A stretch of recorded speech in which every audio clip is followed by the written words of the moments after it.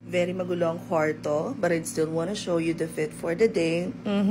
Very cutesy, may natatago siyang pa-aurang ganyan. O, pak, sino ka dyan? Come have a quick afternoon here in Boracay. Let us watch the sunset finally. So we have this really small ocean pack that we bought for only 280 pesos. And perfect na siya for cellphone, wallet, and the vapes. O, pak, sino ka dyan? O, ganda! Bia!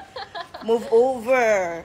So, saan daw ang best na place para magstay dito sa Boracay? And I would highly recommend, since ito pa naman yung first time namin dito. So, we're staying here at Seabird. You can actually book them via Klook, tapos gamitin yung code kong Vloggy Mary, you get 5% off pa at or something. So, what I love about them is, etong towels, beach towels, and yung banig, papahiram nila yun ng libre. May kasama na ring breakfast yung kinuha namin, and hindi siya lumampas ng 2,000 promise. Tapos, ang nakakatuwa pa sa kanya, yung room niya maganda malinis. Yung banyo niya malaki. Hindi rin siya malapit dito sa mismo mga party kineso. So, very tahimik, payapa yung tulog. Sa baba yung restaurant niya, yung Tashos, okay din yung food. So, dito lang siya sa banda na to.